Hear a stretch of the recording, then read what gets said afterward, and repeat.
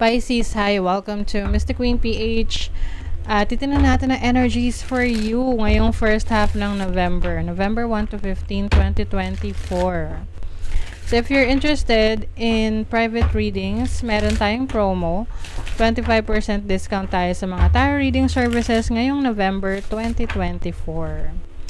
Ayan. So yung link nasa description at sa pinned comment kung paano mag-book for a private reading. Okay, let's see, Pisces.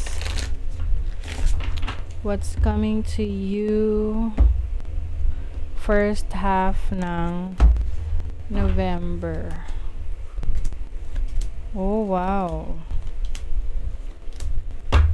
A time for healing. Okay, bottom of the deck, Ten of Swords. You've had enough. Okay? Yung iba sa inyo pagod na. Yung iba sa inyo ayaw na, tama na, sobra na, palitan na. Ten of Swords energy. You've been you've been through a lot, Pisces. Maraming mga challenges, mga bagay na gumugulo sa isip ninyo. Yung iba sa inyo may sleeping disorders, no? Yung parang hindi kayo makatulog ng maayos, may insomnia. You are about to change your situation. Okay? You're about to change. Kasi, ayan o, Ten of Swords is an ending. Release na yan. So, it's time for you to release that. Kung kayo nagkasakit nung nakaraan, ayan, pagaling na kayo. You have the Ten of Pentacles. So, there's money coming in. There's also abundance. Pwede rin tong unexpected na pera na darating sa inyo through your family. Pwedeng randomly, no, may magbibigay sa iyo ng pera, family member, ganon. And it comes to your if you have a business na maganda yung takbo ng business ninyo. Lalo na if you are into yung spirituality or yung mga, let's say, nagtataro read ka, or astrologer ka, or anything within the esoteric. You have the High Priestess. You know better. Oo. Alam niyo, sobrang lakas ng instinct nyo ngayon. That's why alam niyo kung ano yung makakabuti sa inyo, alam niyo yung hindi. Okay? And some of you are leaving a toxic situation na matagal nyong tiniis. Oo. Alam niyo sa sarili niyo, it's time to leave that situation and focus on other experiences, other things to do. Yung iba sa inyo, meron ditong person from the past na will try to win you back, babalik. Pero itong person na to, mag-ingat kayo kasi hindi maganda yung intentions ng taong to sa inyo. Mararamdaman nyo naman yan. Minsan kasi ganon, may mga bumabalik, no? Lalo na kung feeling nila na dehado sila. So, pwedeng gagante. Okay? So, be careful. You have the Fool as your overall energy. You're about to take a risk. May sisimulan ka talaga ngayon na bago. Can be a bagong trabaho, career, business, bagong experience, bagong bahay, bagong project. So, you are taking a risk. You have the Three of Swords as your challenge. So, I feel like, yung mga past experiences mo, pagdating sa relationship, yan pa rin yung parang nagbibigay sa'yo ng pain ngayon to move on, to move forward. So, it's time for you to release this energy. Kasi, hindi ka makakapagsimula nang andito pa yung energy na yan. Okay? Kumbaga, pwedeng ito yung magbibigay sa'yo ng mabigat na pakiramdam. So, it's time for you to let that go and embrace this new beginning. You have the Ace of Wands, bagong experience, okay, that you're about to do. You're about to, bago mong papasukin. So, yung iba sa inyo may travel opportunities. I see you moving to a new house or a new place or a new job, a new career. Okay?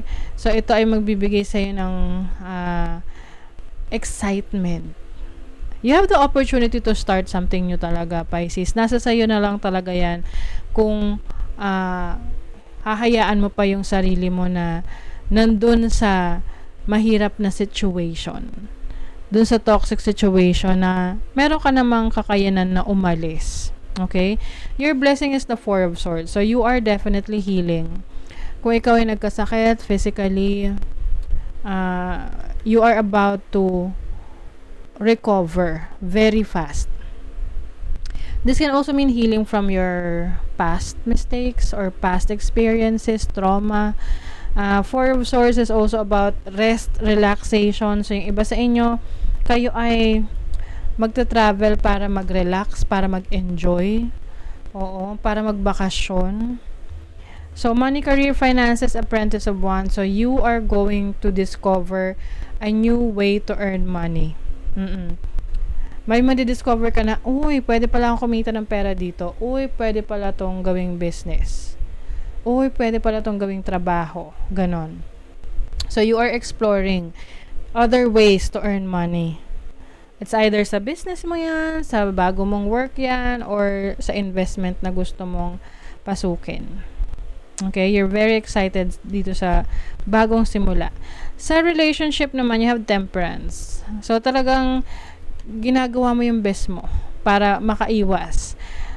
Umiwas dito sa person na gusto ulit na kunin ang tiwala mo na minsan ay sinira niya.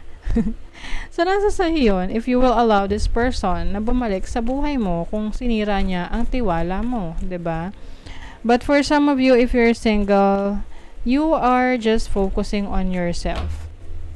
Hinihintay mo yung tao na para sa'yo. Hindi mo minamadali yung sarili mo.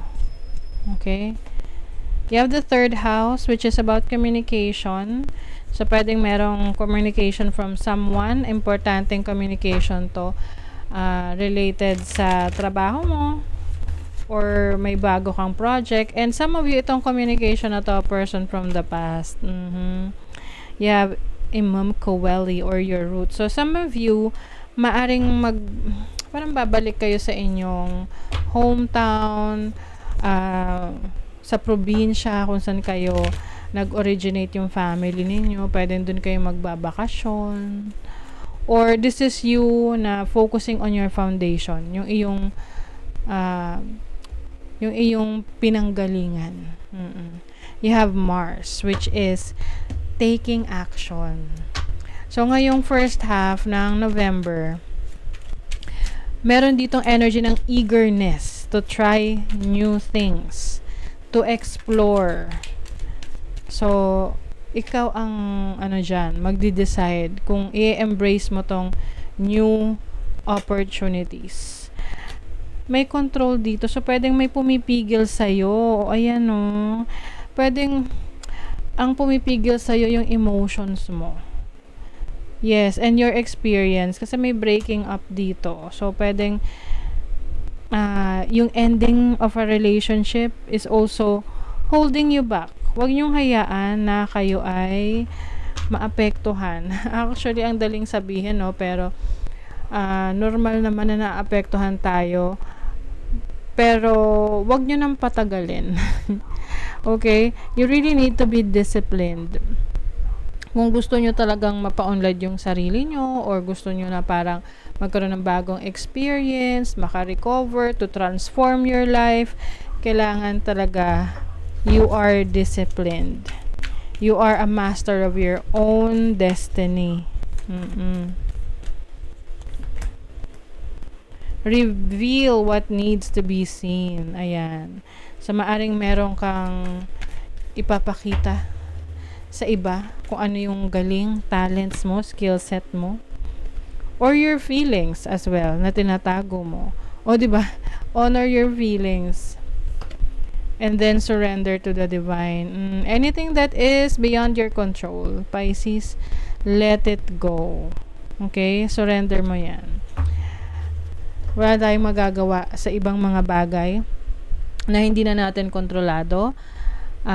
But of course, your feelings are valid. Honor your feelings.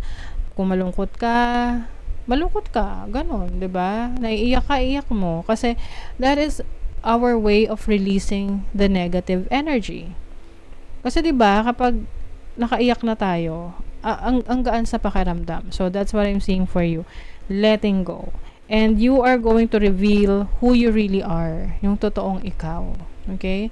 So that is your reading, Pisces. Thank you so much. Bye.